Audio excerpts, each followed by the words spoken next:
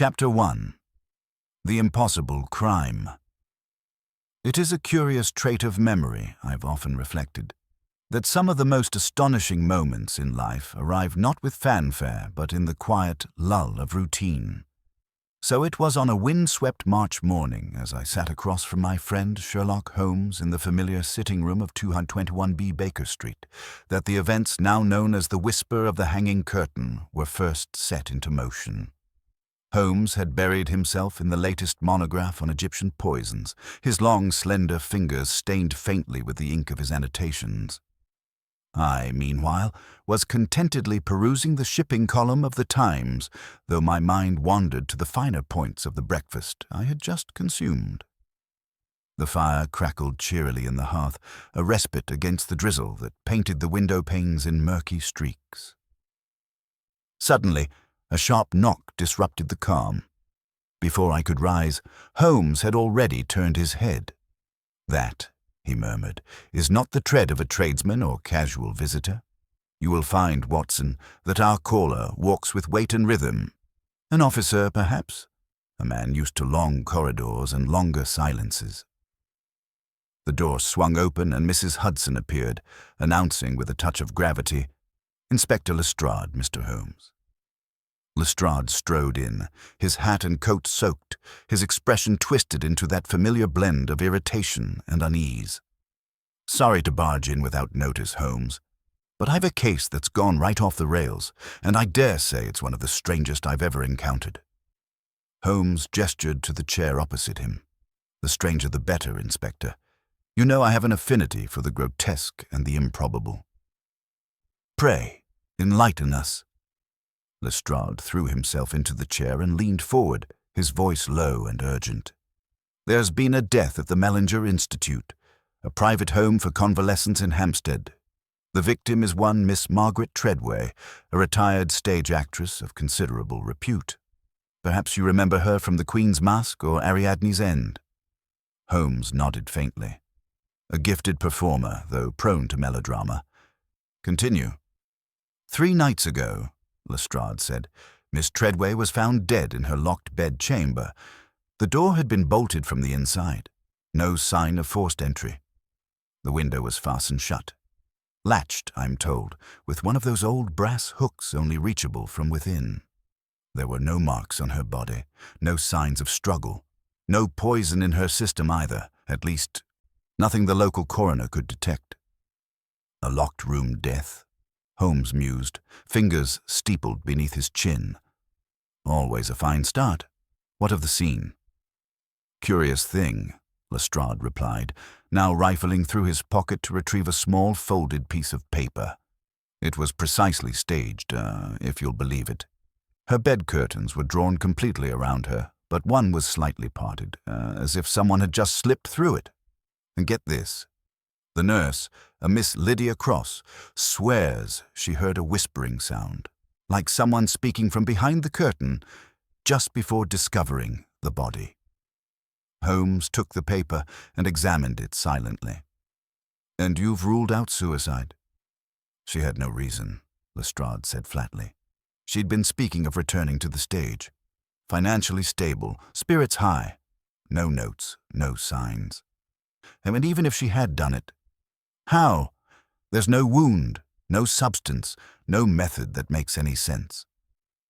Holmes rose and began pacing slowly across the room, his eyes alight now with interest. A death without cause, in a room without access, punctuated by a whisper behind a curtain. This has the perfume of the theatre, illusion, deception, and a captive audience. I set my paper aside, intrigued. "What of the other residents, Lestrade?" "A few," he answered. "All with alibis, though that nurse, Miss Cross, is an odd one. Talks in circles. The manager of the place, Mr. Dunridge, seems decent enough. Then there's the playwright, one Geoffrey Hensley. He and Miss Treadway were close once. Very close, if you ask me. But again, nothing concrete. Everyone claims they heard nothing, except for that whisper." Holmes came to a halt by the window, looking out at the misted street. "And what do you believe, Lestrade?" I believe I'm in over my head, Holmes. There's no explanation unless you think ghosts are about. Holmes smiled faintly. The dead rarely whisper, Inspector, but those wishing to appear dead. Quite another matter. Watson, pack a bag. We shall pay a visit to this institute and see for ourselves what the curtain hides. Thank heaven, Lestrade muttered, already rising. I'll have a carriage wait outside. As he left, Holmes turned to me with that singular gleam that always preceded one of his grand pursuits. Watson, there are only 3 things that can traverse a locked door without unlocking it: deception, oversight, or the willful blindness of those who claim to see. Let us see which it is this time. And with that, he disappeared into his room, already deep in thought, leaving me to collect my coat and cane, knowing full well that this was only the first whisper in a case that would test us to the limits of our logic and loyalty. Chapter 2. The Case Introduction, Holmes and Watson's First Discussion. It was not yet noon when Holmes and I arrived at the Mellinger Institute, a large red brick structure nestled on the edge of Hampstead Heath, its windows glinting faintly behind a veil of creeping ivy and March fog. The carriage ride from Baker Street had passed in relative silence. Holmes had spoken little, content to stare out the window, tapping 2 fingers methodically against the polished handle of his walking stick. I had long ago learned that this silence meant the wheels of his mind were turning with tremendous speed. It's a curious choice of setting, is it not? I ventured as we ascended the gravel path toward the institution's pillared entrance. A convalescent home for the weary and well-to-do, with all the comforts of the countryside. And now, suddenly, a locked-room murder. Holmes gave the faintest nod. Curious indeed. Institutions such as this promise sanctuary, but sanctuary breeds complacency. And complacency, he added, his voice like a blade through fog, breeds opportunity. We were received by a prim young woman in a charcoal-gray dress who introduced herself as Miss Harriet Thistle, assistant to the Institute's proprietor. She led us through a silent, carpeted corridor lined with gas sconces and an occasional oil portrait, each one depicting some benefactor or healer from decades past. The air smelled faintly of disinfectant and lavender polish, a sterile blend that made my skin crawl. "I believe Mr. Dunridge is expecting you in the south parlor," she said, pausing outside a door of polished oak. "Inspector Lestrade has already arrived. Miss Cross, the nurse on duty the evening Miss Treadway died, will be joining you shortly." Holmes offered a small bow. "You've been most helpful, Miss Thistle." She gave a tight, professional smile and left us. Inside the parlor, Inspector Lestrade was seated in a deep armchair near the fire, his hat resting on the table beside him and his coat steaming faintly from the damp. Opposite him stood a tall, narrow man with a weathered face and silvering hair, his posture stiff and hands clasped tightly behind his back. I took him at once for the proprietor, and I was correct. "Mr. Holmes, Dr. Watson, allow me to introduce Mr. Oswald Dunridge," said Lestrade, gesturing. "He runs the institute and has been most cooperative." Dunridge inclined his head. "Gentlemen, I've read of your cases, Mr. Holmes. Let me say how grateful I am that you've taken an interest." Holmes shook his hand lightly, eyes already scanning the room. "Tell me, Mr. Dunridge, how many residents are currently staying in the institute?" "6, Dunridge answered, "including the late Miss Treadway. Most are with us for nervous exhaustion, post-operative recovery, or seasonal melancholia. We pride ourselves on privacy, serenity, and discretion." Holmes turned to the fire, his gaze fixed on the flickering embers. "And Miss Treadway, what brought her here?" "Exhaustion, primarily," said Dunridge. "Her career had waned, as you may know. She'd spoken of returning to the stage in the spring. But in the meantime, she wanted peace and rest. She'd been with us 6 weeks. "Did she keep to herself?" I asked. "Not entirely. She dined with the others on occasion and was fond of evening walks in the south garden, but she spent much of her time in her room, rehearsing monologues, writing in her journal, or resting behind those heavy curtains of hers. Holmes turned from the hearth abruptly. Ah, yes, the curtains. Lestrade mentioned that the bed curtains were drawn at the time of her death, but slightly parted. Dunridge nodded, his mouth tightening. Indeed. The staff avoid tampering with the resident's personal effects unless instructed. Miss Treadway's room was left untouched after the body was removed. We thought it best that you see it precisely as it was. At that moment, the door opened and a woman entered. Young, pale, with chestnut hair pulled tightly into a bun. She wore a nurse's uniform of immaculate white, though the dark circles beneath her eyes betrayed sleepless nights. Miss Lydia Cross, Dunridge said gently. She found the body. Holmes stepped forward, his voice softened. Miss Cross, we won't keep you long. I understand the shock must still be fresh. She met his gaze with an effort. Yes, sir. I haven't slept well since that night. Then let us speak plainly, Holmes said. You were the one to discover Miss Treadway. She nodded. Yes. I checked on her at 9 o'clock that evening, as I always did. She asked for her sleeping draught, nothing unusual. At 10, I passed by her room again, just to make sure all was well. And was it? Holmes asked. I thought I heard something, she said. Like a voice behind the curtain. Soft, whispering. I leaned closer to the door, but it was locked from the inside. I knocked, but there was no reply. I fetched Mr. Dunridge, and he forced the door open with a fire-axe. And what did you see when you entered? Miss Cross's lips pressed into a trembling line. She was lying in bed, just as always, eyes open. Still, no signs of pain, no struggle. Just gone. And the curtain, one panel had been drawn back, just a few inches, as if something had left, but... Her voice faltered. That makes no sense, does it? The door was locked, the window latched. Holmes was silent for a long moment, studying her face. Tell me, Miss Cross, did Miss Treadway seem frightened in the days leading to her death? The nurse hesitated. Not frightened exactly, but guarded. She kept locking her door more than usual. Once, she accused the maid of moving her slippers. She said, "Someone's been in here. Someone I didn't invite." Holmes's eyes glinted. Did she mention a name? No, she whispered. Only that something felt wrong, like a draft from behind the curtain. I glanced at Holmes, who stood now utterly still, every muscle in his tall frame taut with thought. That will be all for now, Miss Cross, he said. Thank you. She nodded, curtsied faintly, and departed. Lestrade leaned forward. So, what do you make of it? Holmes turned to Dunridge. You say the room has remained untouched? Yes, Dunridge confirmed. Would you like to see it now? Holmes smiled faintly. There is no time like the present. He gestured for me to rise, then took up his cane and stepped into the corridor.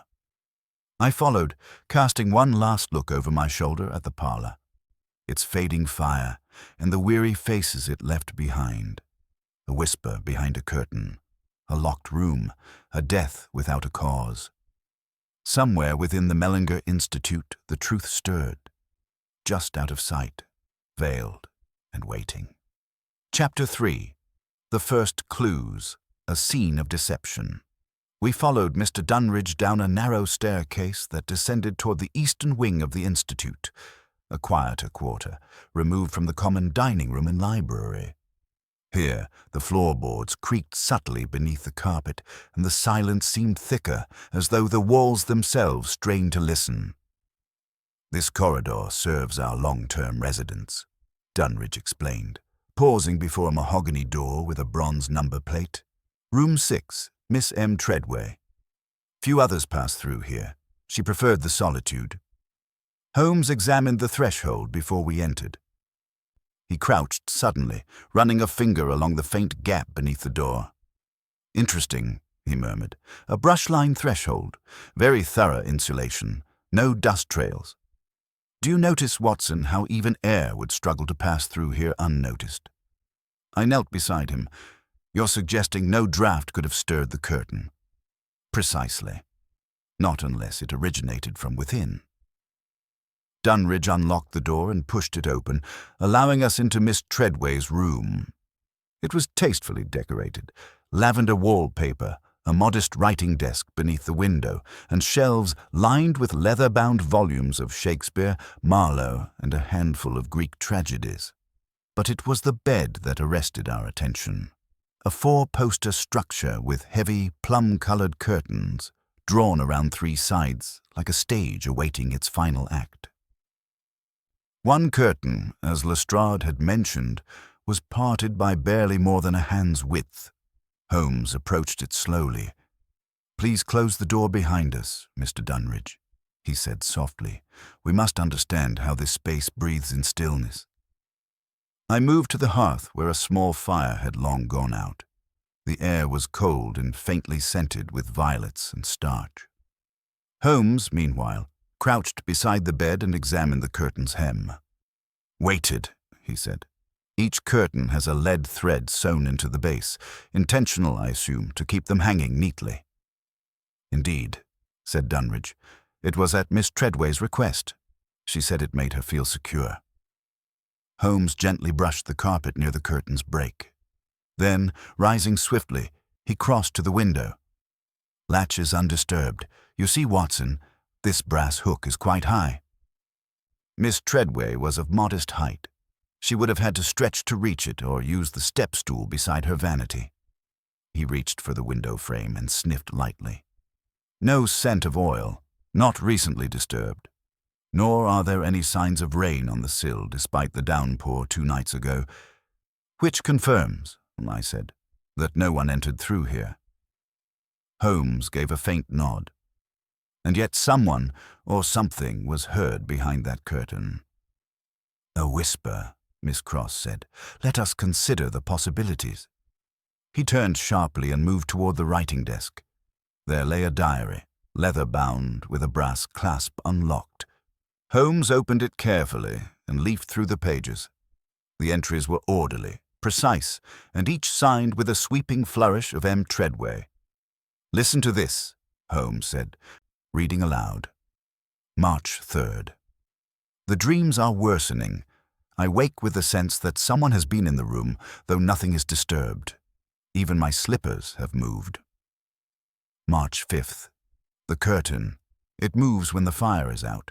There is no wind, and yet it breathes. March 7th. I heard it again. A voice, just beneath a whisper. It said my name. Good heavens, I muttered.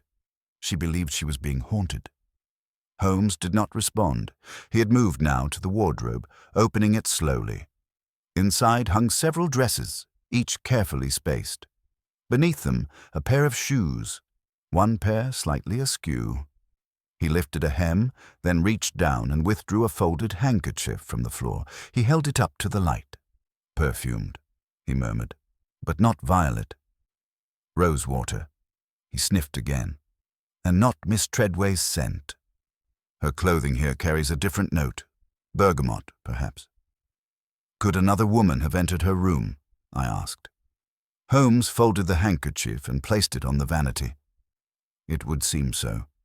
And yet, how? The door was locked, the window is sealed, and Miss Treadway was known to bolt the door herself." He turned then to the bed, pulling the parted curtain gently aside.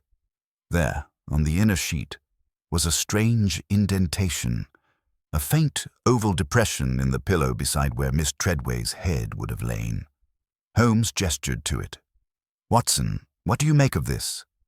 I leaned closer. Another head? Someone lay beside her? "Or knelt," Holmes corrected. "The spacing is narrow, too narrow for 2 bodies to lie comfortably. Someone leaned close enough to whisper." I felt a chill. "But how did they get in?" Holmes did not answer. He walked back toward the door, examining the lock. It was an older model, sturdy but lacking the more complex tumblers of modern varieties. Holmes removed his magnifying lens and crouched beside the keyhole. "No scratches," he muttered. "No signs of tampering, and yet—" He reached into his coat and withdrew a thin sliver of glass or crystal affixed to a handle of ebony. "A prism," he explained. "Watch closely." He held it to the floor near the door's bottom edge and angled it carefully. A sliver of light refracted from the hall outside, twisted and stretched, but within it, something shimmered. "There," Holmes breathed, a faint scuff on the door frame. "Not at the base. No, higher, near the lock." He stood suddenly. "We must see the key, the one used to open this door." Dunridge frowned. "It's here," he said, producing a tarnished brass key from his waistcoat. "But there's only one. Miss Treadway kept it with her at all times. We used the axe to open the door that night." Holmes took the key but barely glanced at it. "Then the puzzle deepens." I could see his mind racing behind those grey eyes. But as always, Holmes spoke no more than was necessary. "We have seen enough for now," he said at last. "Come, Watson, let us take the air." "But you've barely begun," I exclaimed. "Surely there is more to examine." He smiled faintly. "There is always more, Watson. But some truths are best glimpsed obliquely, like the edge of a curtain, fluttering just before it falls." And with that, we left the room in silence, leaving the mystery of the whisper behind us, heavier now than before, like the final line of a play whose conclusion we had not yet earned. Chapter 4. The Gathering of Suspects. The Mellinger Institute's dining hall, though modest in its appointments, had been arranged with the care of a stage set before curtain call.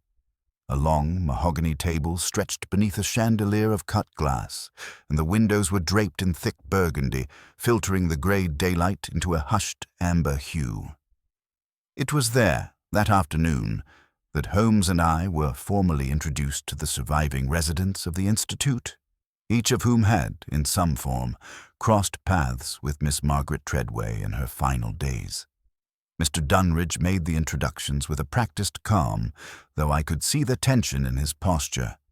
6 chairs were occupied, and the room fell into silence as Holmes and I entered. "Ladies and gentlemen," Dunridge began, "this is Mr. Sherlock Holmes and his associate, Dr. John Watson. They have been asked to assist in the investigation regarding the recent loss of our dear resident, Miss Treadway. I trust you will answer their questions with candor." A shuffle of unease rippled through the guests. Holmes bowed politely.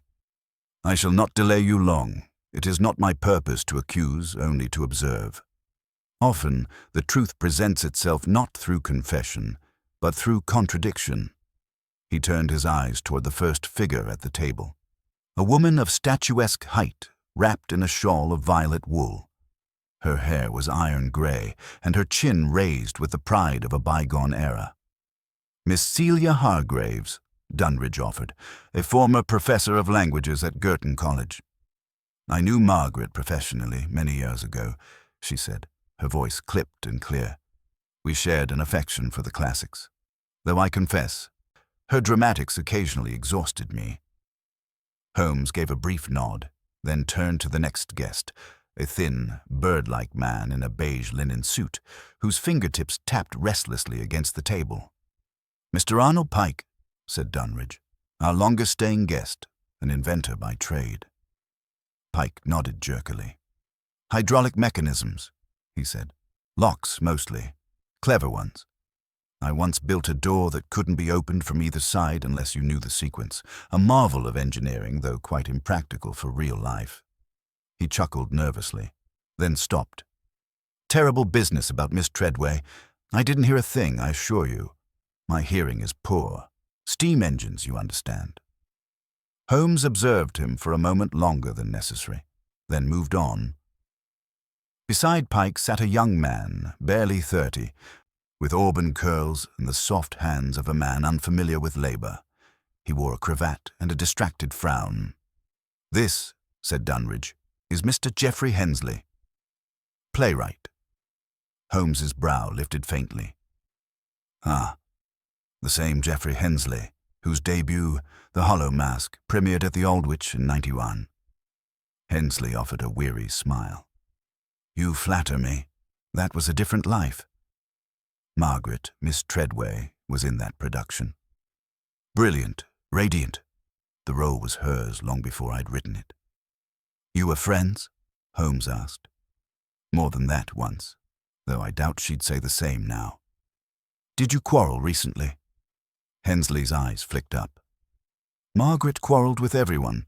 She was tempestuous, always had to be at the center, even here, surrounded by strangers. She carried herself like the spotlight had never dimmed. She suspected someone of tampering with her room, Holmes said. Did she ever mention it to you? Hensley hesitated. Only that she'd grown paranoid. She thought someone was watching her, whispering things. She claimed the mirror in her room showed more than it should. He gave a shrug. I chalked it up to nerves. She never could resist a good ghost story.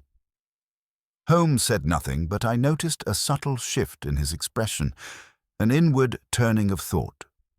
The next guest at the table was a plump, affable woman with a ring of knitting in her lap and spectacles that kept slipping down her nose. Mrs. Eleanor Crimp, said Dunridge, here for convalescence after an illness. Oh, dreadful shame about Miss Treadway, she said, her needles clinking faintly. But truth be told, I didn't know her well. She dined separately, mostly, always so grand, like she was still on stage. But she could be kind. Left flowers by the maid's door once, just because she liked the arrangement. She kept to herself, I asked. Mostly, though I did hear her crying once, just past midnight. Very faint.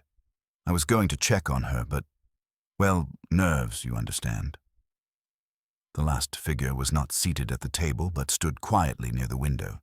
A tall woman in a dark dress, her hands clasped in front of her.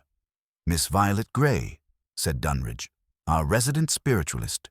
She joined us last month. Holmes turned toward her, curiosity piqued. You believe in contact with the dead, Miss Grey? I believe the soul never sleeps, she said softly. And I believe Miss Treadway was troubled. There was an energy in her room, sharp, urgent, as if something waited. Holmes stepped forward. Did you speak with her before she died? She came to me once, said Violet. Late in the evening. She didn't say why, but she asked me what I believed about spirits behind curtains. Holmes tilted his head. And what did you tell her? That curtains separate, she replied. But not just rooms. Sometimes what's behind them is not a person, but a moment, a memory, suspended, whispering through time. Poetic, Holmes murmured. I offered to sit with her, she added. She refused, said she was rehearsing for the greatest role of her life. Silence hung in the room for several seconds, heavy with meaning. Holmes looked around the table once more, as if memorizing every face.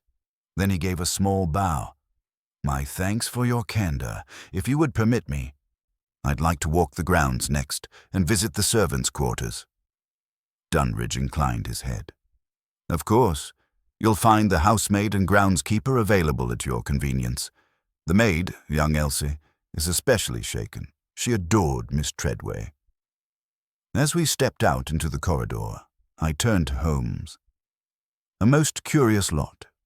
Indeed, he said, the playwright with guilt in his gaze, the spiritualist who speaks in riddles, the inventor of impractical locks, and a dead woman behind a curtain that breathes. Do you believe one of them did it? I asked. Holmes paused before answering. I believe one of them knows more than they've said, he replied. And if I can learn who whispers in the dark, I'll learn who silenced her. Chapter 5. First Suspects. The Red Herring.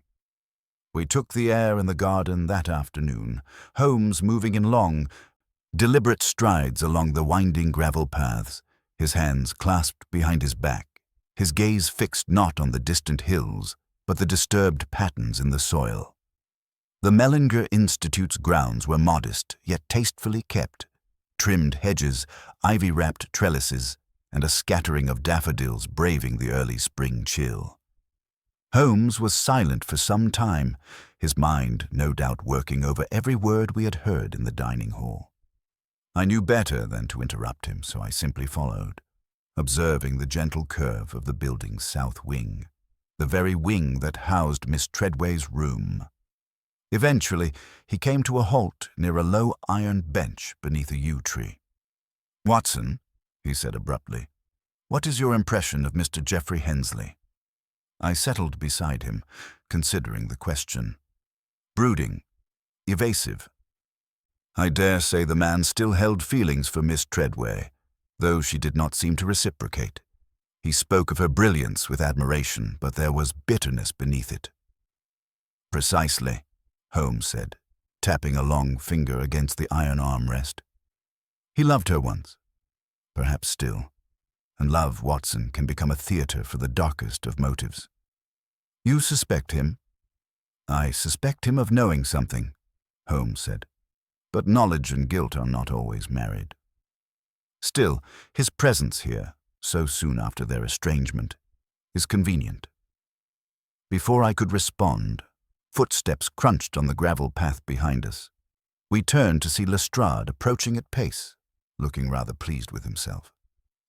"I found something that might interest you, Holmes," he said. "We searched Hensley's room this morning, with Dunridge's permission. Found a letter, torn, unsent, in his waste bin. Half of it was burned, but we recovered enough to piece together a few lines." He handed Holmes a folded paper. My friend scanned it swiftly. "Cannot bear your madness any longer. You speak in riddles, and you lock yourself away behind those damnable curtains. It's as if you're rehearsing for death. I will not be part of this illusion." Holmes looked up.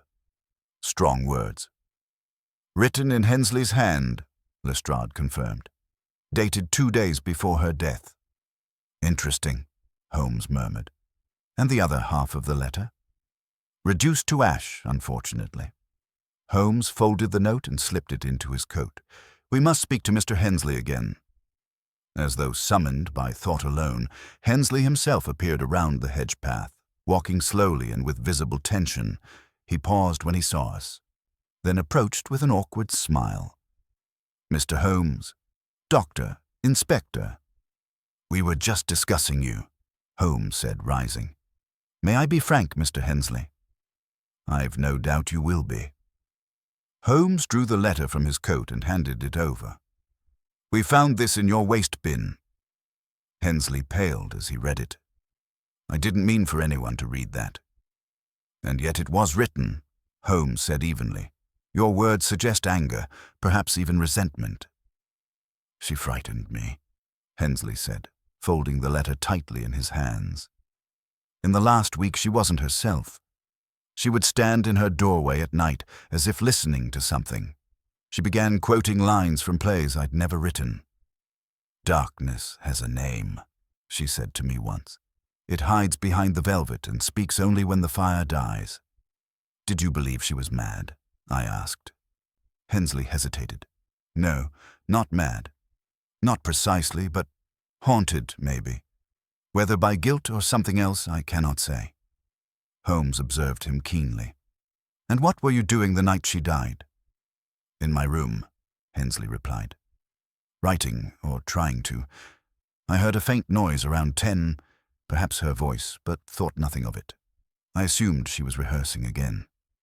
"Did you leave your room?" "No." "Would anyone say otherwise?" Hensley's mouth twitched. "I doubt it. I keep to myself, always have." Holmes nodded slowly. "Thank you, Mr. Hensley. You may go." As the playwright retreated down the path, Lestrade turned to Holmes. "I say we bring him in. The motive's plain enough. Jealousy, spurned love, resentment. He says she frightened him. That letter practically reads like a confession." Holmes looked thoughtful. "Too plain, Lestrade." "Too clean." "What do you mean?" "He's too obviously suspicious. Consider, a torn letter, conveniently dated, not entirely burned, a motive made apparent to even the dullest observer, a man with no alibi, the very definition of a red herring." You think he's being framed?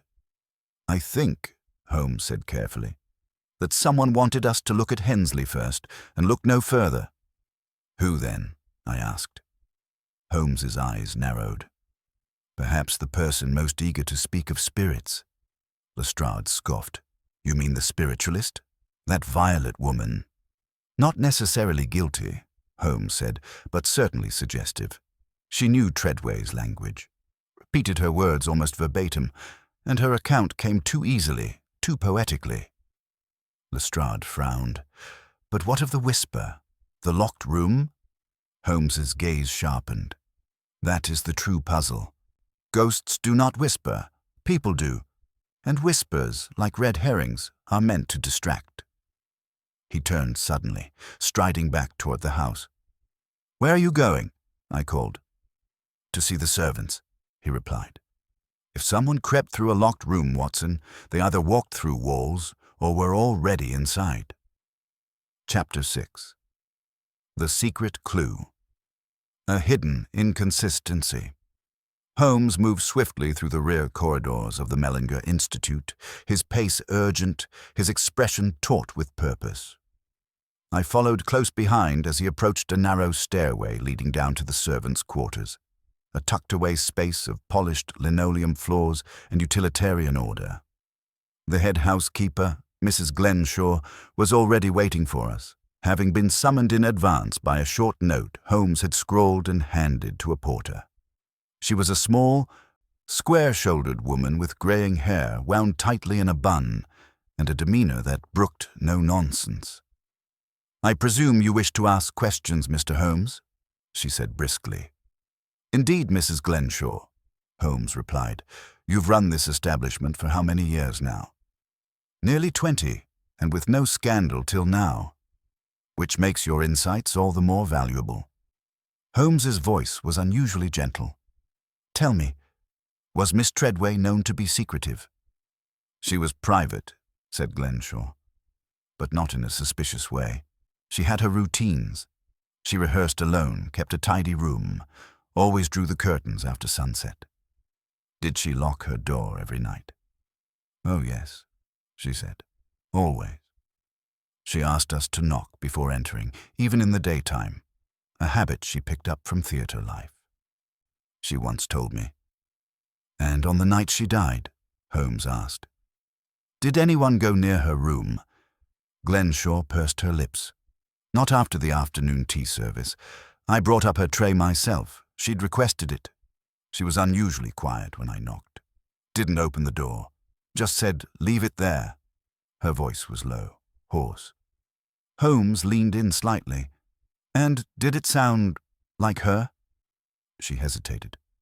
At the time, I thought yes, but now that you ask, it did seem strange, as though she was speaking through something, like cloth, maybe. Holmes's eyes gleamed. What time was this? 4:15. I remember because the post had just arrived. Thank you, Mrs. Glenshaw. He turned, clearly deep in thought, and we followed her down a corridor to a smaller servants' parlor where 2 other staff members were waiting, a young kitchen maid named Lottie and a wiry groundskeeper named Mercer. Did either of you see anything unusual the night Miss Treadway died? Holmes asked. Lottie twisted her apron nervously. I didn't see nothing, sir, but I heard a strange thump around 10 o'clock. It came from the hall upstairs, just one sound, like someone had dropped a heavy book. Did you go to look? No, sir. I didn't think it was my place. Holmes turned to Mercer, who was gazing out the small window. I saw lights in the theater wing, Mercer said without prompting, flickering behind the curtain. I thought it strange because everyone was supposed to be in bed, but I didn't mention it. Thought maybe someone had left a lamp burning. What time? Holmes asked. Closer to 10:30. That wing, does it connect to the guest rooms? Mercer nodded. Through a rear passage behind the dressing rooms. Most folks don't use it. Old and drafty. Holmes's face darkened with interest. Could someone have moved through that corridor unseen? Easily. Thank you both. As we ascended the steps once more, Holmes spoke in low, urgent tones. "Watson, we must examine Miss Treadway's room again. I suspect the answer is not in what was seen, but in what was heard." The late afternoon light slanted through the tall windows as we entered the room once more. It was just as we had left it, the fire long since dead in the grate, the curtains drawn and the sheets neatly pulled back as though awaiting their final occupant. Holmes approached the heavy velvet drapes and studied them. He drew them open fully and examined the rod from which they hung. Then he reached behind them, pressing the wall with his palm. There was nothing. He moved to the far corner of the room, then dropped to his knees. I watched with growing curiosity as he inspected the gap between the floorboards and the wall. After a moment, he extracted something. "Aha!" He stood, holding a small curved object between his fingers. "What is it?" I asked. "A wire hook, torn from the inside of the curtain hem." "Look here." He indicated a frayed seam. This curtain was meant to hang in place, but someone altered it, looped a string or wire through these hooks, perhaps to pull it closed remotely. But why? To create the illusion that it was closed from within. Holmes crossed the room to the wardrobe, opened it, and peered inside.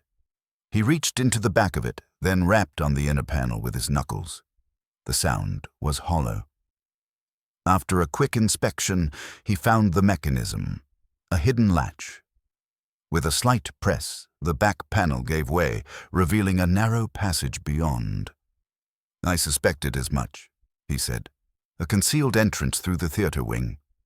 He gestured for me to follow, and we stepped into the cramped corridor. It smelled of dust and time, and the passage curved slightly, leading us to the rear of the old rehearsal stage. Holmes paused. "Now, remember Mercer's observation. Lights seen behind the curtain. This passage allowed access to both rooms. But who knew of it? Someone who had been here longer than the guests. Perhaps someone who grew up with this building." A chill passed over me. "You mean Violet?" Holmes nodded gravely. "Her father was the caretaker. She roamed these halls as a child. She quoted the same phrase Miss Treadway used, 'Darkness has a name.' She claimed to have felt the death. What if she was here, in this passage, watching, whispering?" He stepped through the far door, and we re-entered the stage wing of the Institute. The curtain lay motionless, and the rehearsal chairs were still arranged in rows. But behind one of the velvet folds near the corner, Holmes bent and lifted something small from the floor, a slender notebook, leather-bound. He opened it slowly. Inside were pages of scrawled notes, journal entries in a woman's hand. Not Violet's, not scribbled poetry, but names, phrases, sketches, diagrams, repetitions of lines like, "He waits behind the curtain." "The mouth that whispers is not always the one you see. Blood listens to blood." Holmes turned the last page. On it was one single phrase, circled in red ink. He made me write it. He closed the notebook. "This, Watson, is not madness, it is coercion." Chapter 7. A Face Behind the Curtain. We sat in the reading room of the Mellinger Institute, the fireplace casting restless shadows across the floor as the day gave way to dusk. Holmes had been uncharacteristically quiet since we returned from the hidden passage, his fingers steepled beneath his chin, his gaze fixed upon the little leather-bound journal retrieved from behind the curtain. I, meanwhile, sat across from him in a deep armchair, still shaken by the cryptic phrases we had read. The words, "He made me write it," echoed in my mind like a sinister chant. "Holmes," I said at last, "what do you make of it? Was Miss Treadway writing under duress?" "She was certainly being influenced, guided in some way," Holmes murmured. "Those notes were not the thoughts of a free mind, nor the product of madness alone. They were purposeful. There was a method to the repetition, a layering of symbols. Look again at the phrasing. 'The mouth that whispers is not always the one you see.' She was warning someone, possibly herself." He tapped the book with his finger. More importantly, she wrote these in a location meant to remain hidden. That tells us she feared someone might discover her thoughts if she left them in the open. She concealed this not in her room but in the theater wing, her place of strength, a sanctuary, perhaps. She feared someone in the institute, I said, voicing what we both now suspected. Exactly. But we mustn't leap too far ahead, Watson. Holmes stood abruptly, the journal in hand. We must speak to Violet again, tonight. We found her seated by a window in the East Wing library, where moonlight filtered through the high glass panes and pooled around her like frost. She looked up as we approached, the flickering candle at her side casting sharp shadows across her pale face. "Mr. Holmes," she said softly, "I wondered if you would come back." "You knew we would," Holmes replied. "You want us to see something. You've been hinting since the first moment we met." Violet didn't respond at once. Her fingers traced the edge of a dog-eared book on her lap. Finally, she said, "Have you found the passage?" "We have," Holmes answered, "and the notebook behind the curtain." Violet's breath caught almost imperceptibly. "Then you know. She wasn't alone. She was being followed, manipulated." Holmes nodded slowly. "You must tell me everything you know. No riddles this time. No half-glimpsed fears." Violet closed the book and set it aside. When she spoke, her voice was a whisper. It started when Eleanor returned from the New York stage circuit. She was different, edgy, distracted. She said she had seen things, heard things, backstage at a theater in Brooklyn. She told me about a man, a patron. Not of the theater, but of people. She said he could find his way into your thoughts. That he didn't always need to be in the room to speak to you. "Go on," Holmes urged. "She said he would appear during rehearsals, never during performances. He'd stand in the wings and listen. She thought he followed her, that he'd made her rewrite scripts, change endings. She was frightened of him. She thought he had crossed the ocean with her." Holmes's eyes narrowed. "Did she give this man a name?" "She didn't know it," Violet said. "She called him the Whisperer. Said he would leave no trace, but you'd know he'd been there because of what you forgot." A chill crept into the room like a draft beneath the door. "She said he could use anyone," Violet continued. "That he was inside people. I didn't believe her until I heard her scream one night. She never mentioned it again, but her behavior changed. She stopped singing. Wouldn't stand near mirrors. She said they made her forget what was real." Holmes turned to me briefly, then back to Violet. "And you? Why did you remain silent until now?" "Because," Violet's voice cracked, "because I thought he had gone into me." For a moment, none of us spoke. A log in the hearth split with a sudden crack. "Did you ever see this man?" Holmes asked finally. Violet shook her head. "Not fully. But one night, 3 weeks ago, I was backstage, helping with props. I saw a face behind the curtain. Just a sliver of it. A pale man with dark eyes. He wasn't a guest, and he wasn't a teacher." "Did Eleanor see him too?" Violet hesitated. She turned and whispered to him, but I couldn't hear what she said. Then she pulled the curtain shut. After that, she began to write. Obsessively. Holmes placed the journal on the table beside her. Was this her only notebook? "No," Violet said. "There was another, smaller. She called it the cipher. Said it contained the key to the Whisperer's hold on her." "Where is it now?" Violet met his gaze. "She hid it in the old music cabinet behind the dressing room wall, the one no one uses anymore. It's been locked for years." Without another word, Holmes turned on his heel and strode from the room. By the time we reached the old dressing room, the hour was nearing midnight. The walls were lined with dusty mirrors, some cracked, some covered with linen. In the far corner stood the cabinet, a tall mahogany relic with tarnished brass handles and a heavy padlock. Holmes produced a set of thin tools from his coat pocket and knelt before the lock. In less than a minute, the padlock clicked open. He swung the doors wide. At first it seemed empty, but then Holmes reached up to a small ledge tucked behind the inner molding. From the shadows, he drew out a miniature book, worn and water-stained, no larger than his palm. He opened it carefully. Inside were lines of tightly packed text in 2 languages, English and Latin. Some phrases were crossed out, others were circled.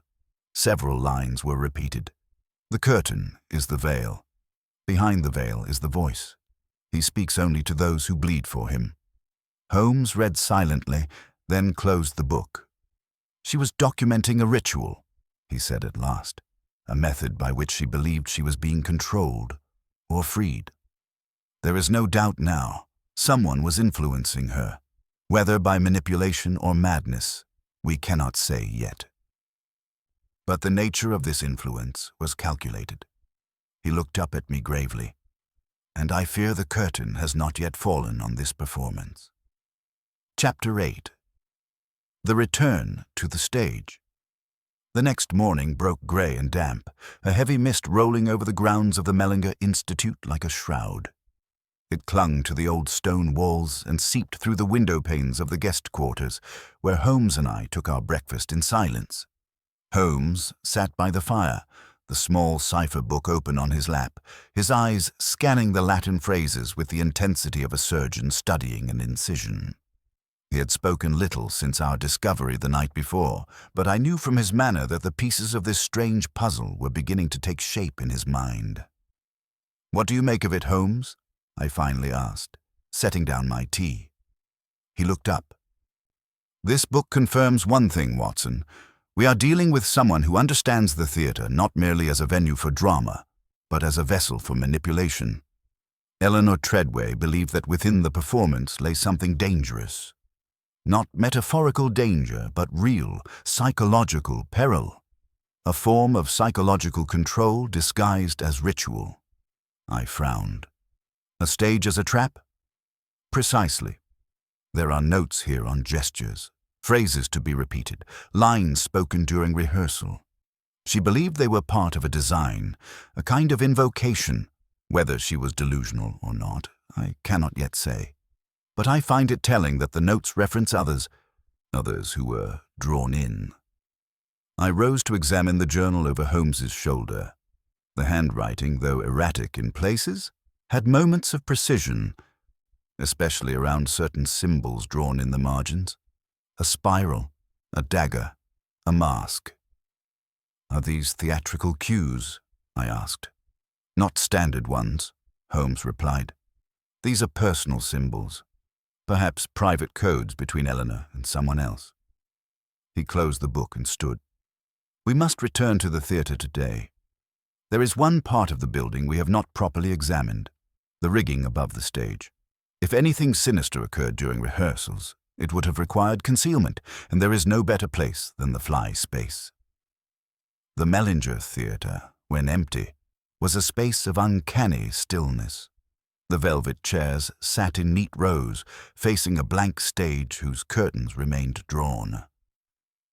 Holmes and I entered through the backstage corridor, the floorboards creaking beneath our steps. The lingering scent of old powder and fabric dye clung to the air.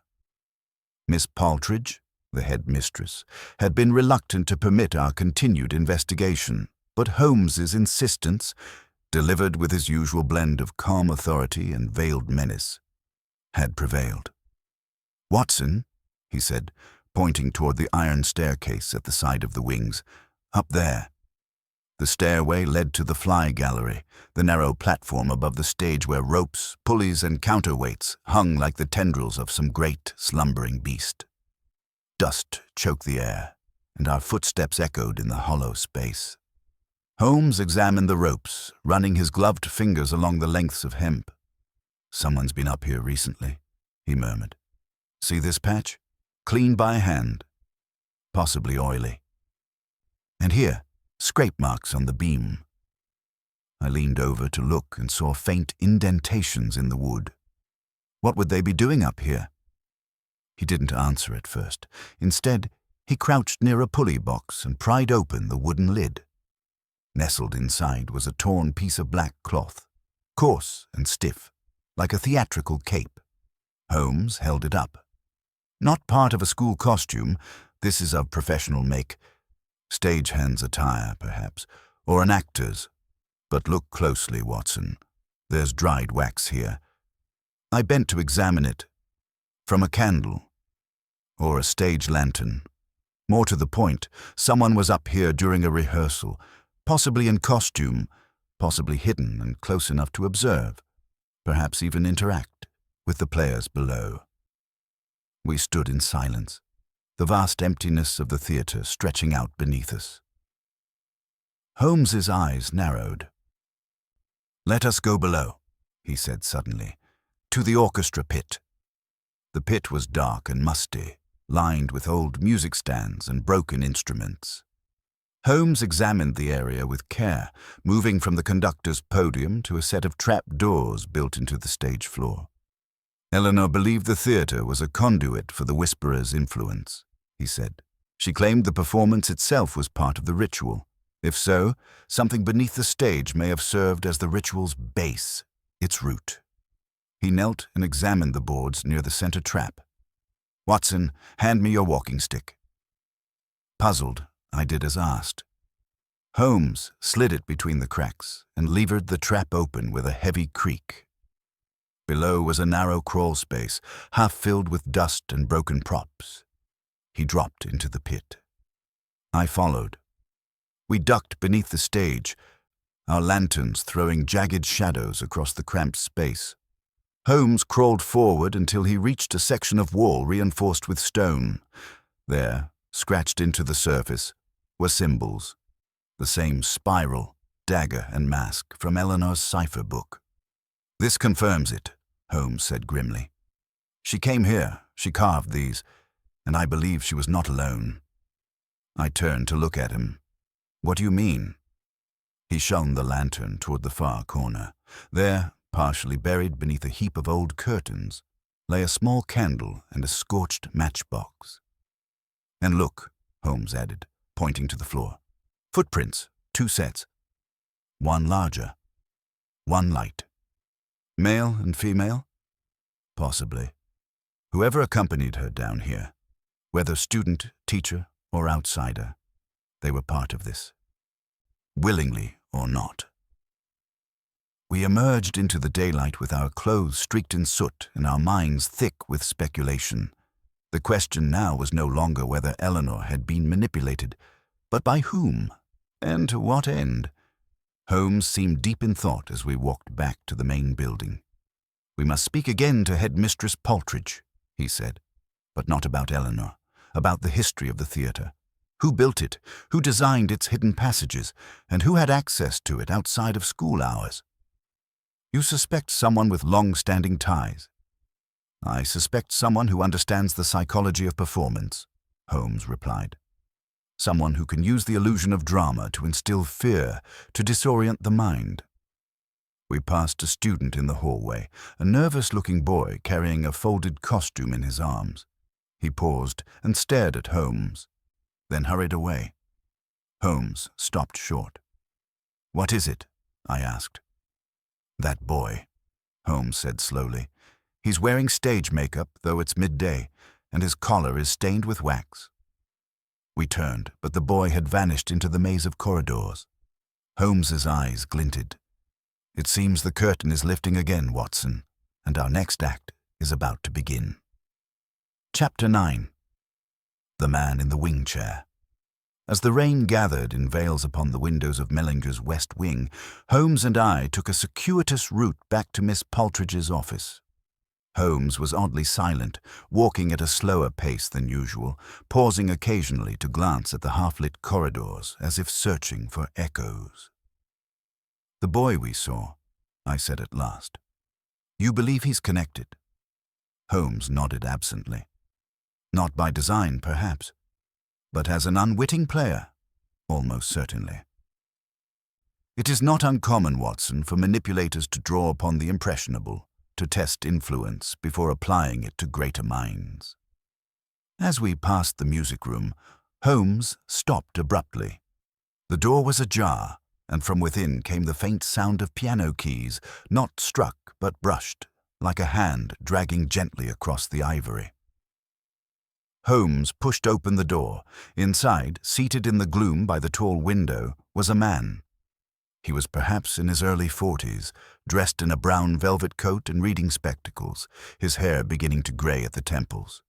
In his lap rested a theater script, worn and marked with dozens of pencil annotations. The man didn't look up. "Ah," he said instead, his voice quiet and flat. "You must be the consulting detective. I wondered when you'd find your way to me." Holmes stepped in. "And you are?" "I am Leonard Gryce, former playwright, current tutor of literary history, once director of Mellinger's Theatrical Society, until last year." Gryce's tone was not unfriendly, but there was something in it, perhaps a fatigue or indifference, that cast a cold pall over the room. "I've read your work," Holmes said. "Ashen Throne, rather grim, and not entirely suitable for a girls' academy." Gryce's lips twitched. "I agree. That's why it was banned. Headmistress Paltridge saw to that personally." "And yet it was Eleanor Treadway's favorite," Holmes said. "She quoted from it often, even in her private journal." Gryce closed the script in his lap. "Eleanor was brilliant, precocious, troubled, and gifted in the extreme. But she didn't understand boundaries. She thought theater should reach into the soul, tear it open. That frightened people. Even frightened me." Holmes stepped nearer. "Did you continue working with her after the play was banned?" Gryce hesitated. "Only informally. She sought me out. Questions about symbolism, ritual, theater as a transformative device. I advised her to stick to Shakespeare." "Did she listen?" A long pause. "No." Holmes studied him with a gaze so sharp it might have peeled back the man's skin. "You know she carved your symbols beneath the stage." That made Gryce look up, a flicker of something uncertain in his eyes. "She believed she was constructing a ritual," Holmes continued, "but I think she was following one." Gryce rose from the chair. "You're implying I led her to it?" Holmes remained still. "Did you?" "No," Gryce said quietly. "She found the old texts on her own. Every library has its ghosts. She was obsessed with the concept of a living script, one that rewrites the reader. She called it the Whisperer's Draft. Said it had been performed once before, here, long ago." "Performed by whom?" I asked. Gryce turned away, his fingers tracing the edge of the piano lid. "No one knows, but she believed the theater retained memory, that echoes lived in the rigging, the curtains, that when the lines were spoken again, the past would return." Holmes narrowed his eyes. "And what do you believe?" Gryce smiled faintly. "I believe Eleanor saw what she wanted to see, but that didn't make it harmless." Holmes moved closer, dropping his voice. "Did you see anyone in the theater with her during those final rehearsals?" Gryce hesitated, then said, "Yes, a boy named Callum Draper, music student, talented pianist, quiet." She trusted him. "Is he the one we saw in makeup earlier?" I asked. Gryce nodded. "Likely. They were always rehearsing in private. He played underscoring for her monologues. She said his playing opened doors." "Where is he now?" Gryce looked to the window. "Probably in the chapel building. There's a harpsichord he favors. He says the tone is closer to something ancient." Holmes turned. "Come, Watson, we must speak to this boy." We found Callum Draper an hour later, seated on the edge of the wooden choir dais in the chapel building. He was slender, with dark eyes, and his fingers moved across the keys of the harpsichord like spiders on a silken web. A single lantern burned on the nearby windowsill, throwing his shadow tall against the wall. He didn't flinch as we entered. "You're Mr. Holmes," he said. Holmes nodded. "And you're the one who helped Eleanor with her ritual?" Callum hesitated, then shook his head. "It wasn't a ritual. It was a play, one we were writing together. But you rehearsed it in secret, I said. Why? Because it wasn't finished, the boy murmured. It was delicate. She said it had to be precise. The words had to fit. The whisperer listens through the gaps. Holmes knelt beside him. Do you believe Eleanor is dead? Callum looked away. She said she wouldn't die, only change. And did you see her after she vanished? Another long pause. Then, I hear her. Sometimes. In the strings. In the curtains. When I play. His voice quivered on the last word, not from fear, but from something deeper. Longing. Holmes stood slowly. Where is the script? Callum hesitated. I burned it. After. Why? Because it started finishing itself. Holmes's gaze was grave. And what did it say? The boy looked up at us, eyes full of something like awe. It said the final act begins with the man in the wing chair. Holmes was silent. I said, Grice. Holmes turned abruptly. Back to the music room. Chapter 10. The curtain breathes. The rain was still falling as we stood in the music room, now emptied of Leonard Grice. The velvet wing chair, indented from his earlier presence, faced the window like a sentinel that had lost its charge. Outside, the garden shimmered under the downpour, puddles pocked with the rhythm of falling droplets, the branches of the trees shifting as though listening. Holmes moved at once, bending to examine the floor by the chair, his long fingers sweeping gently over the scuffed wooden boards. A few faint marks, a partial footprint, half-dried mud, were all that remained. He left in haste, Holmes muttered, but not in panic. He had time to gather the script. Grice wouldn't run, I said. He struck me as someone more likely to retreat inward than flee outright. Unless, Holmes said, he's not fleeing, only moving to the next act. He rose and turned toward the window. The open pane is a performance, Watson. He left it ajar, not to escape, but to be seen escaping, a gesture meant to mislead. I glanced at the desk. It was clear of clutter, save for an empty inkwell and a page torn from a notebook. I picked it up, blank on one side, but when I turned it over, a faint indent came into view. A stage direction, hastily written. The curtain breathes when no one is there to pull the rope. Holmes took the page from me, held it to the light, and frowned. Grice didn't write this. The hand is too light. A female student, perhaps Eleanor herself, or someone imitating her. You believe he's staging something? I asked. Without doubt. But we must decide whether Grice is a playwright or player. Holmes turned briskly. Come. I want to speak to the theater technician, the one who oversees rigging and lighting. He'll know whether these stories of breathing curtains and invisible movement have a mundane explanation. The theater technician's quarters were located in a low annex at the back of the academy. We found him beside a rack of broken floodlights, a screwdriver in one hand and a spanner in the other. His name was Martin Kell, an elderly man with a flattened cap and a mouth that pinched when he spoke. Curtain breathing, he said skeptically, after Holmes laid out our query. No rope pulls itself, sir, unless the air draft is strong enough, but I've been in that theater 30 years. Never seen drapes move without hands. Holmes nodded. What of Eleanor Treadway? Did she spend time here with you? Kell's eyes narrowed. She asked questions about the pulley systems, the trap doors, and the old backstage stairs that lead beneath the auditorium. I told her it was blocked up decades ago. Dangerous, unstable. But she found her way in regardless.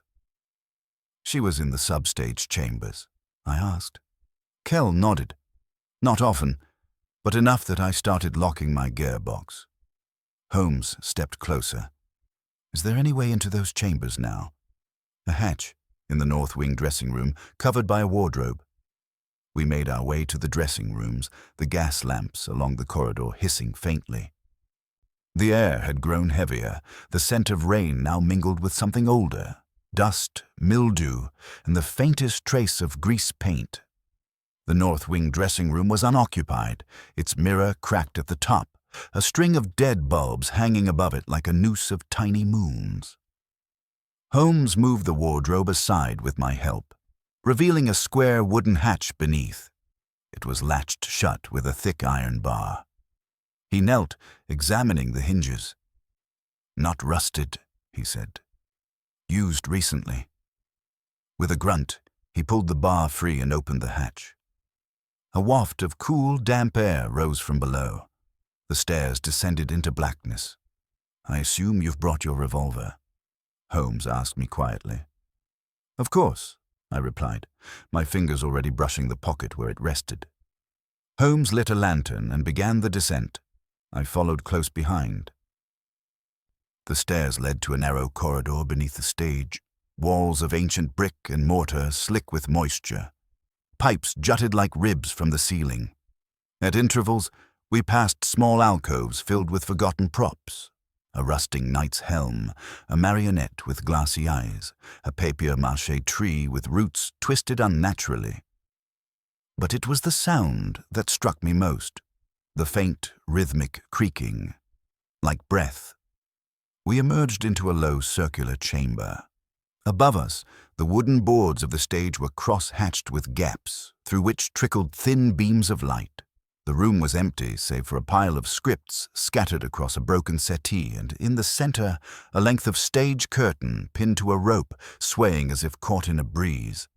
But there was no wind. Holmes raised the lantern. The curtain moved again, slowly inward, as if inhaling. Neither of us spoke. Then a soft footstep echoed above us, muffled by the stage boards. Holmes extinguished the lantern. We waited, frozen. A second footstep, then a voice. It was soft, female, and utterly calm. "This is not the end. This is the interval." Holmes gripped my arm. "Above us," he whispered. "She's reading from the script." More footsteps followed, now faster, circling. We heard the creak of rigging, the dull roll of a stage weight, and then silence. Holmes lit the lantern again and moved toward the pile of scripts. He lifted one. It was Eleanor's handwriting, lines of a play, mixed with directions and strange symbols drawn in the margins. He read aloud. "When the breath of the theater passes through the girl's last word, the author returns, not in flesh, but through the part left unwritten." Another footstep. But this time, it was behind us. We turned sharply. In the darkness at the edge of the chamber stood a figure. Leonard Gryce. His eyes gleamed in the lantern light. His expression was neither surprised nor fearful. He looked almost relieved. "She's rehearsing," he said quietly. "Up there, finishing what she started." Holmes's voice was sharp. "What have you done, Gryce?" "Nothing," he said. "It wasn't me. It was always her. I merely gave her the curtain." And then, before we could move, he stepped back into the shadows. The curtain in the center of the chamber fluttered once, and the stage above let out a groan, as if awakening from a long sleep. Chapter 11. The Author Without a Face. Gryce had vanished into the gloom like a man walking back into a dream. Holmes held the lantern high, scanning the shadows where the playwright had stood. But there was no trace, no footfall, no whisper, no breath. Only the faint flutter of the curtain behind us, now still as a corpse's veil. Holmes knelt by the pile of scattered scripts, flipping rapidly through the pages. "These are fragments," he murmured. "Scenes with no continuity, monologues with no speaker." She wrote obsessively, Watson, but without conclusion. Each draft unfinished, each line tapering off into ellipses. I glanced warily toward the hatch above. And yet someone is performing them, or believes they are. Holmes closed one of the notebooks. That voice, what did she say? "This is not the end, this is the interval," I repeated. He nodded. A line of theatre, but also an invocation. She believed her death was only a pause, an intermission, and Grice has preserved that fantasy. We rose from the cold floor. But before Holmes turned, his eyes fixed on something in the dust. A faint imprint where Grice had stood. Oddly shaped. Not a footprint at all, but a curved impression like the corner of a mask pressed into the grime. Holmes touched it gently. Not just a rehearsal, he said. A performance with roles assigned, and one role left uncast, the author herself. Back in the Academy's main building, the atmosphere had shifted. Though the rain had finally stopped, a thick mist now curled around the lower windows. The gas lights inside flickered nervously as we passed, casting long, unreliable shadows on the walls.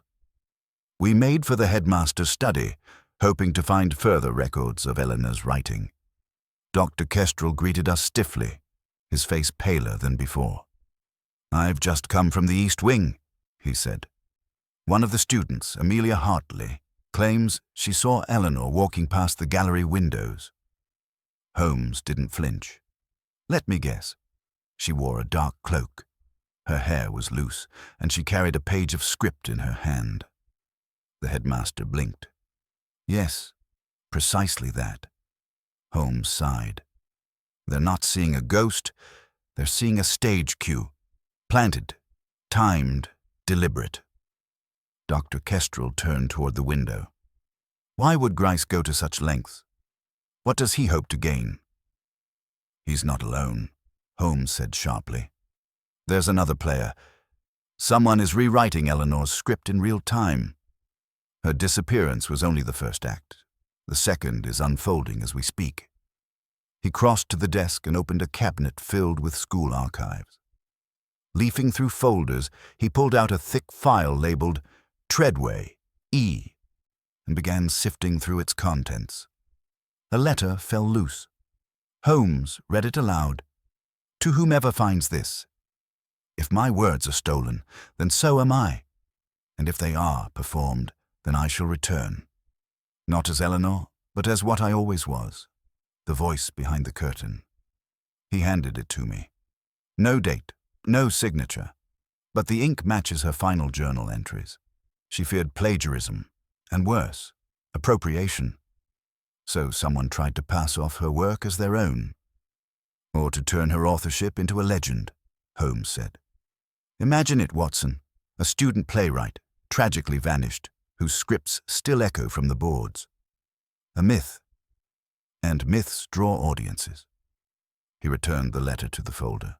"The question now is, who benefits from her myth? Who has kept it alive?" That night, we returned to the theatre alone. It was past midnight. The mist coiled thick as smoke around the brick foundation. Inside, all was dark until we reached the stage. A single footlight burned. On the center of the stage stood a tall, narrow frame, a full-length mirror used in costume rehearsals. But it had been altered. Painted across its surface in black grease was a single line. "The author has no face. Only the words remain." And on the boards before it, freshly scattered, was a new script, written in a childlike hand, looping and unsure. Holmes crouched, picking up the first page. Then he looked up at me. "It's not Grice," he whispered. I frowned. "What do you mean?" "This isn't his handwriting, nor Eleanor's. This script is being rewritten nightly. Not by her, not by him, but by someone who believes they are her." He held out the page. The final line read, "Let them gather in silence. Let them hear her voice. She returns at curtain fall." We stood in silence, the theatre holding its breath once more. Chapter 12. The Mirror's Audience. The theatre, once a silent mausoleum of dust and forgotten echoes, now pulsed with a presence. The mirror loomed like a portal to some ancient stage, and though the paint upon it was crude, its message unsettled the senses. The author has no face. Only the words remain. Holmes read the line again, then turned his gaze toward the darkened auditorium. "There's an audience," he murmured. I stared into the rows of empty seats. "There's no one here." "There was," he said. "Recently. Look, fresh heel marks in the dust. 4 or 5 individuals, seated separately. Some crossed their legs, others leaned forward, as if watching." He swept the lantern beam across the stage, illuminating the scattered script. The ink was dry but still sharp, the lines deliberate despite their shaky form. Holmes picked up another page. "This," he said, "was written by a student. Not an adult, not an actor. A girl, most likely." "Another admirer of Eleanor?" I asked. "Or someone under instruction," he replied. "The phrasing mimics Eleanor's voice. Look at this line. She steps from the curtain, not as flesh, but as echo." I shivered. "That's no ordinary homage." "No," Holmes said. "It's ritual, theater turned liturgy, and someone is directing it." By morning the fog had thinned, but the mood at the academy was thick with whispers. Rumors spread among students of footsteps in the west corridor, of laughter behind locked doors, of Eleanor's reflection glimpsed in the chapel mirror. We returned to Dr. Kestrel's study after breakfast, where the headmaster waited, visibly disturbed. "Another letter," he said, sliding a page across his desk. "It was found in Amelia Hartley's chamber this morning." Holmes read it silently, then aloud. "Tonight she takes her bow. Not in body, but in voice. She will speak from beyond the wings. Let none interrupt, or the curtain shall never fall." I met Holmes's gaze. "This is escalating." "Yes," he said. "Whoever's behind this has moved from symbols to instruction. There's an event planned, a performance, hidden as ritual." Dr. Kestrel wrung his hands. "We can't let this continue.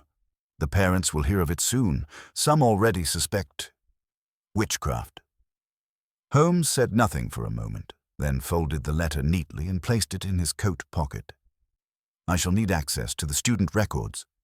All pupils under Eleanor's mentorship during her final term." Dr. Kestrel blinked. "You believe it's one of them?" "I believe Eleanor cast her shadow long before her disappearance," Holmes replied, "and someone is still trying to stand inside it."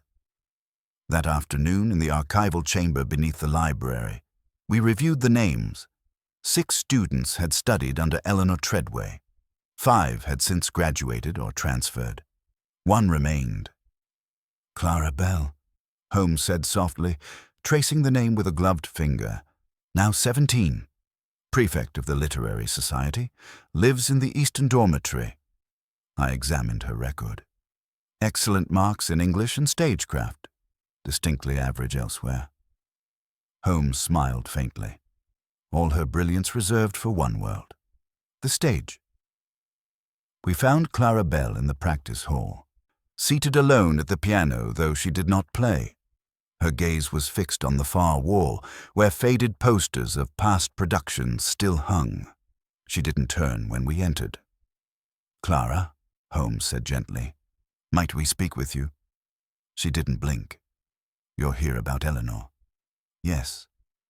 "She was the best of us," Clara whispered. "She wrote as though the world had no choice but to listen. You knew her well." "I wanted to, but she never let anyone too close. Except Mr. Gryce. He was her echo."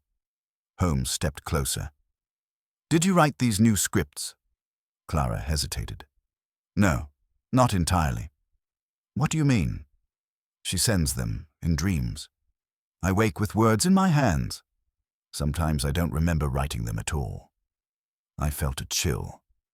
"Clara," Holmes said, voice quiet but firm. "Have you seen anyone else on the stage at night? Anyone besides Gryce?" She nodded slowly. "A girl in black. Long hair. No shoes. But when I speak to her, she disappears behind the curtain." Holmes exchanged a glance with me. Then he asked, Will you take us there tonight? Clara's eyes glistened. She's waiting. The show must go on. Chapter 13. Behind the curtain, night returned with a sharpened edge. The sky was thick with grey clouds, their bellies bruised by the moonlight that tried feebly to break through. The wind stirred with an unusual rhythm, like a breath held too long. Holmes, Clara, and I moved silently through the deserted east wing of the academy, each footstep on the stone floor swallowed quickly by the heavy hush. Clara led us with uncanny certainty, as if she had rehearsed this walk many times in her mind. She did not speak, but every few paces she would glance at the shadows along the wall as though listening to some whispered direction only she could hear. "She always comes when I leave the lantern unlit," she murmured at last. "She prefers the dark. Says the light exposes her too soon." "Who says?" Holmes asked softly, never breaking stride. Clara's lips parted. Then she shook her head. "She doesn't have a name anymore. She left it behind." The theatre door creaked open before us. No hands had touched it. We entered. The air within was colder than the night outside, damp with something that was not quite water, as though time had pooled in the corners and grown stale. The great velvet curtain hung at the back of the stage, unmoving, though there was no draught. Holmes inspected the wooden boards. "The dust has been disturbed here again. See the smudges along the edge? As if someone's been kneeling or crawling." Clara stood center stage, her arms at her side, her gaze fixed on the red curtain. She always appears just before the hour chimes, midnight. "Then we wait," Holmes said, his voice calm. I took a seat on the front bench, but every minute felt taut as a wire. My eyes kept darting to the rafters, to the backstage shadows, to the wings where unseen performers might yet lurk. Clara began humming softly, a melody I'd heard only once, during Eleanor Treadway's last performance. The opening lines to The Mirror's Breath. "She made me remember it," Clara said dreamily. "She said I'd be the vessel this time." Holmes remained still, his features unreadable. He knelt beside the lantern we had brought, adjusting its wick lower. "Watson, step back a moment. There's something etched into the boards beneath her." I joined him at the edge of the stage. Holmes wiped away the top layer of grime and revealed a series of letters burned into the wood. The etching was faint but unmistakable. "Vox imago, lucet nihil," Latin. I translated aloud, "The voice is the image, let nothing shine." Holmes exhaled. An invocation of silence through imitation. It confirms what I suspected. This performance isn't simply a tribute, it's a ritual of possession. Before I could respond, Clara gasped. "There," she said, her finger trembling as she pointed toward the curtain. A shape had emerged behind it, a silhouette, not full-bodied but shifting, wavering like smoke caught in the outline of a girl. The curtain moved slightly, though no breeze stirred. Holmes stood. "Remain calm," he told her. Clara's eyes welled with tears. "She's angry. You've brought the wrong kind of audience." "She needs to be unmasked," Holmes replied, "not worshipped." A soft voice came from the shadows behind the curtain. "Do you remember your lines, Clara?" I felt every hair on my arm rise. Clara nodded, stepping toward the voice. "Yes, I remember now." Holmes intervened swiftly, stepping in front of her. "Who are you?" There was a pause. Then the voice answered. "I am what was written, but never spoken, the play no one dared to stage." The curtain trembled more violently now. Lights above us flickered, though no switches had been touched. Holmes raised his voice. "You are no spirit. You are the echo of grief, dressed in costume. Who taught you to speak, if not Eleanor?" There was silence. Then, slowly, the curtain began to lift, not by any pulley or rope, but as if drawn upward by unseen fingers, and behind it stood nothing, only a mirror, tall, cracked at its edges, and reflecting the stage. but not the people on it. No Holmes, no Clara, no me, just emptiness. Clara stepped back, her voice hoarse. She's inside it. She says she's trapped. She says only the final act can free her. Holmes turned to me. The script, the one recovered from backstage, fetch it. Quickly. I dashed off the stage, heart hammering, and rifled through our satchel. When I returned, Holmes held the mirror's gaze with unnerving composure. We'll perform it, he said, but on our terms. Clara looked between us. Then she'll come fully through. Holmes didn't flinch. That is precisely what I want. Chapter 14. The script in shadows. The script lay in my trembling hands like a forbidden relic, its pages yellowed and marked by smudges of ink and fingerprints long faded. Holmes took it from me carefully, his fingers brushing only the edges. Behind us, the mirror loomed, still reflecting nothing of the living world, only the cold void of an empty stage. The lines must be spoken, Clara whispered, staring at the glass as if it breathed. But not all of them, only the ones she wrote in grief. Holmes raised an eyebrow. Grief writes many lines, Miss Partridge. Which grief are we honoring? Clara didn't answer. Her expression had grown distant again, like a child, half asleep and dreaming with open eyes. Holmes opened the script to the final act. The ink in this section was different, darker, more frantic. The handwriting deteriorated with each page. Scribbled notes in the margins looked like desperate prayers or curses. This was Eleanor's personal copy, Holmes murmured, rehearsed in secret, annotated obsessively. The mirror vibrated slightly. A shimmer passed through its surface like the tremble of disturbed water. She's listening, Clara said. Holmes nodded once. Then, stepping to the center of the stage, he began to read. When the lights have dimmed and the voices falter, Holmes intoned, his voice echoing unnaturally through the theater. Let the girl remain. Let the world forget her face, but not her silence. The mirror pulsed again, brighter this time, though no light source touched it. A faint hum filled the air, growing stronger with each syllable. Clara took a step forward, her eyes glazed.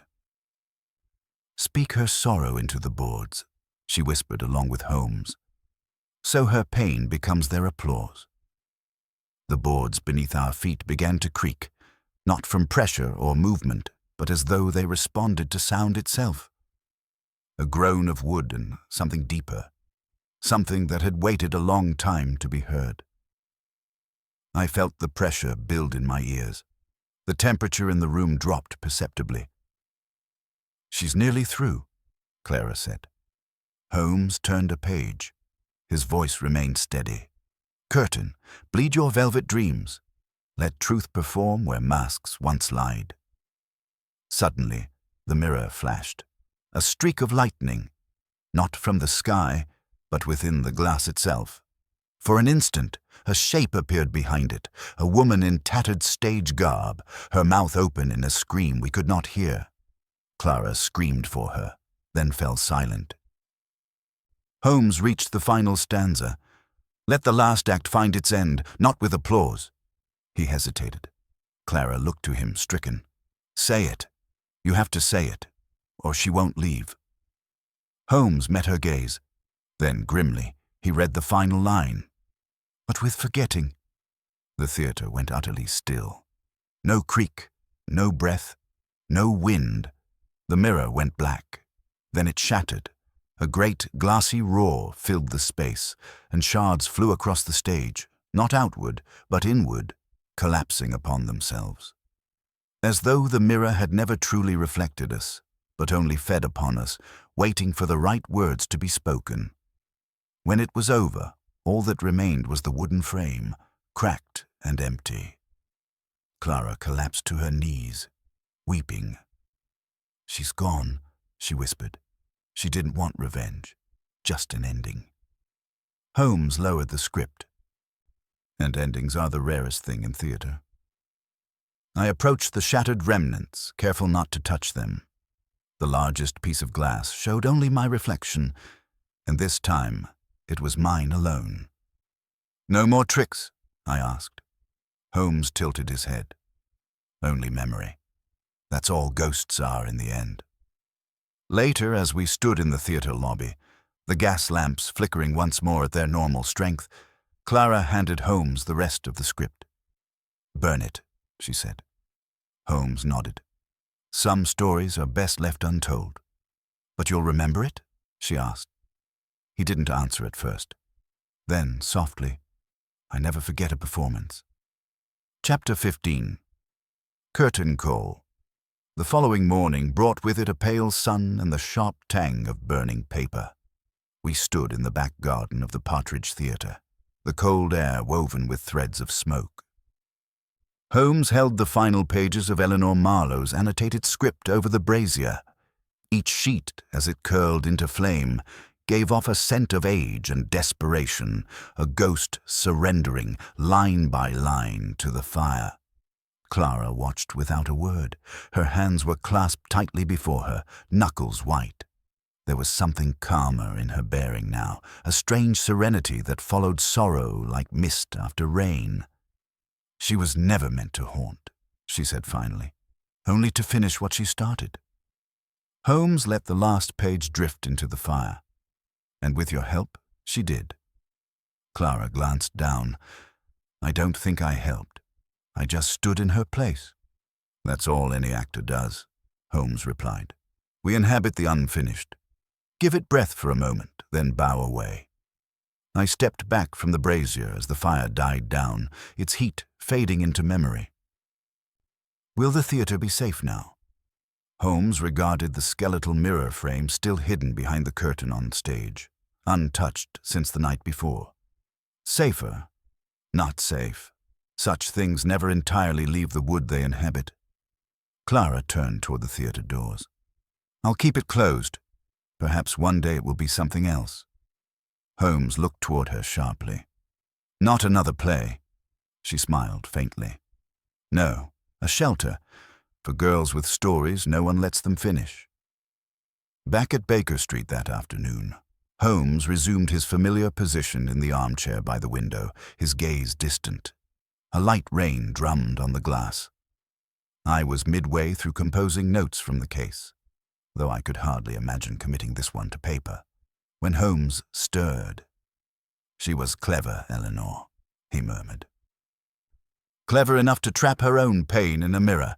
I asked, closing my notebook. "No. Clever enough to know someone else would come looking, and to write a script that could open the door, then close it again. Art used as a key and a lock." I shivered. But it wasn't just a haunting, was it? It felt more orchestrated. Holmes nodded. Because it was. Eleanor wasn't reaching out in rage. She was performing. A final performance. One last role to complete. But she needed someone to take her cue. And Clara did. "She did?" Holmes said. "But only because she understood something I didn't until the end." "What's that?"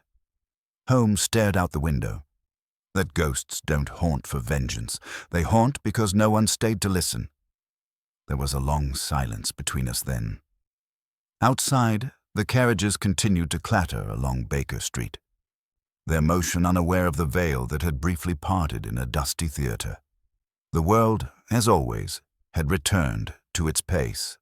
But I couldn't shake the sense that something had been rewritten, not just a play or a haunted script, but the roles we play for the dead. I glanced at Holmes. He was humming now, softly, under his breath. Some half-forgotten melody from a music box or curtain call. "What was the name of the play?" I asked suddenly. Holmes turned, surprised. "She never gave one." He stood, crossed to the fire, and placed the brass mirror shard, the only one Clara had allowed him to keep, on the mantel. Then he said, almost gently, "But I suspect it was called The Girl Who Never Took a Beau." Chapter 16. A silent encore. Evenings at Baker Street had a particular rhythm, a quiet cadence of pipe smoke, soft rustle of newspapers, and the occasional scratch of Holmes's violin tuning in the distance. But tonight the calm felt hollow, as though the theatre's final note still reverberated silently through our parlor. I glanced at Holmes. He sat motionless by the fire, hands tented under his chin, his eyes fixed on the mantelpiece. The shard of mirror rested there like a sliver of moonlight, catching flickers from the hearth. "What do you see in it?" I asked. Holmes didn't turn. "Not what's reflected, only what's missing." I frowned, unsure if he spoke in metaphor or memory. Then he said, "You recall the night Eleanor died?" "Of course," I said quietly. "The original performance. She collapsed on stage, the shattered mirror." "Yes, but what was never resolved was why she looked toward the audience as she fell, not to the cast, not even the wings, but straight ahead, as if she expected someone to answer her." I paused. "You think she saw something? Or someone?" "I think she left the stage unfinished," he said, "and for 20 years the play lingered without its final beat. Until Clara." The name hovered in the room like a coda. Clara Holloway had vanished from London only days earlier, leaving behind a letter and a single line. Some stories belong to silence. We'd not heard from her since. Holmes rose, strode to the shelf and pulled free a slim folder bound in black ribbon. He tossed it onto the table. "What's this?" I asked, opening it.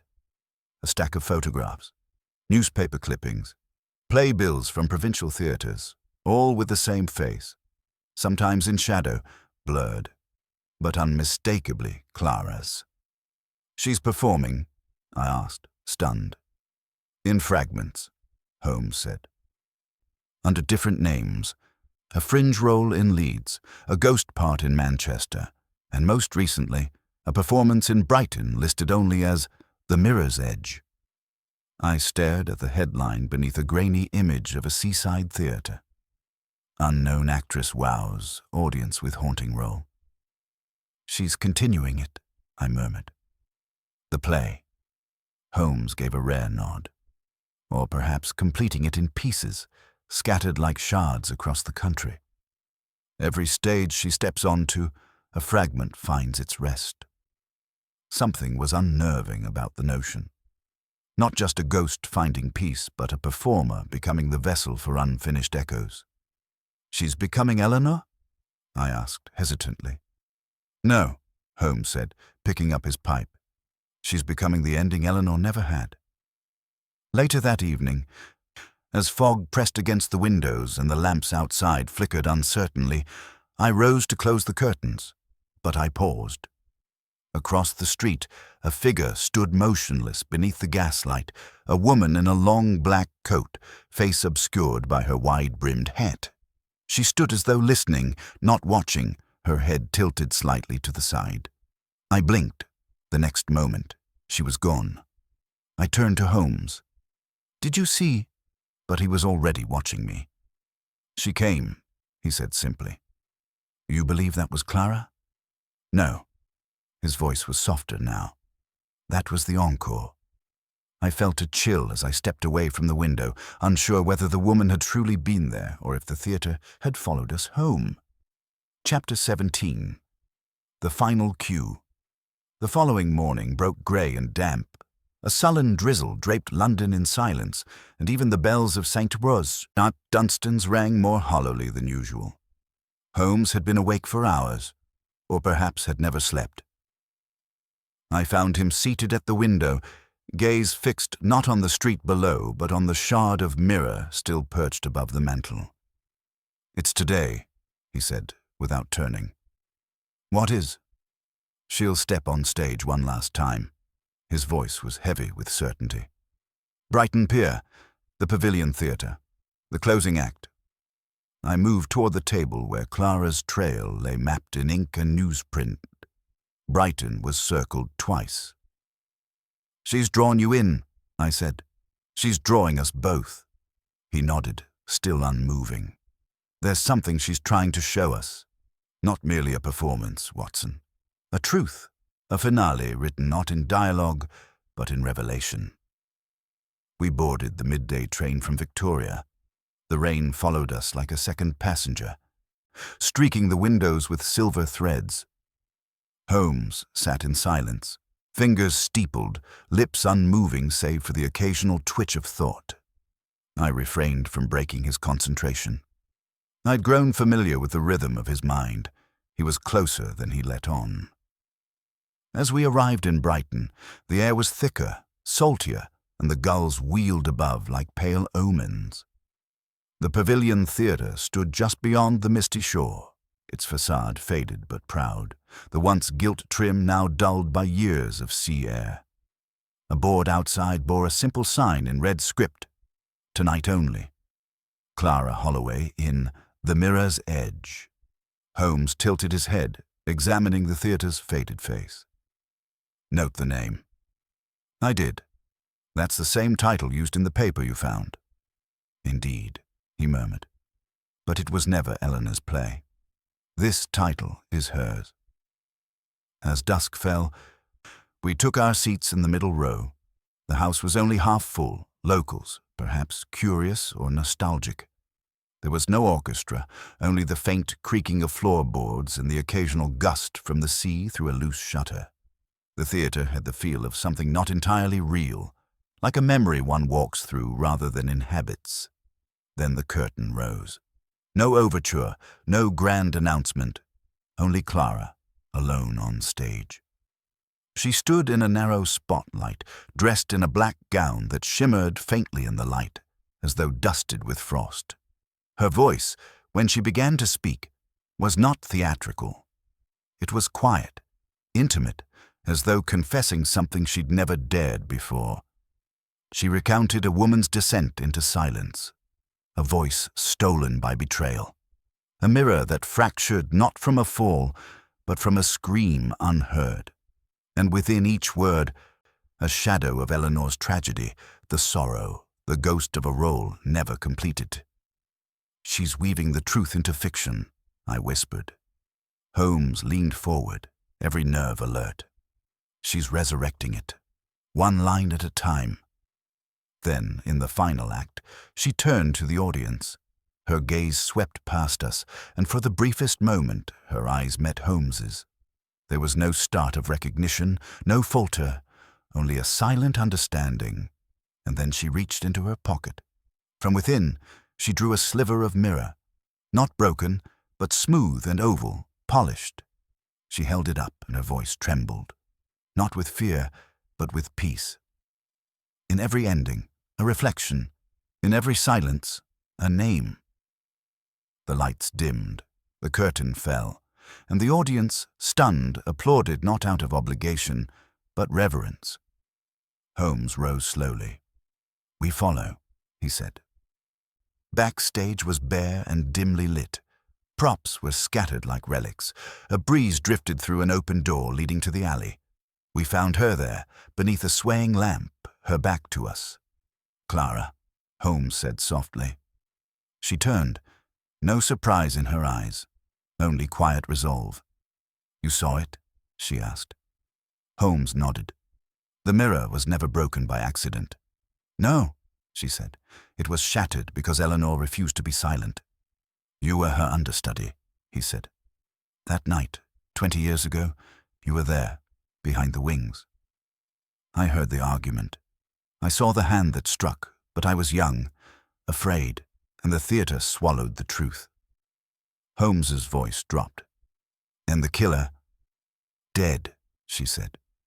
3 years ago. Consumption. I read the obituary. I couldn't breathe for a day." "So this was never revenge," I murmured. "It was remembrance." She nodded. I wanted to give her the ending she was denied. Her name would never be printed again, but the performance, her soul, could echo. Holmes looked at her for a long moment. "You've done that." She reached out and placed the mirror gently in Holmes's hand. "No more reflections," she said. "Only silence." And then she walked away, down the alley, past the lamplight, into the mist. Chapter 18. The Whisper Curtain.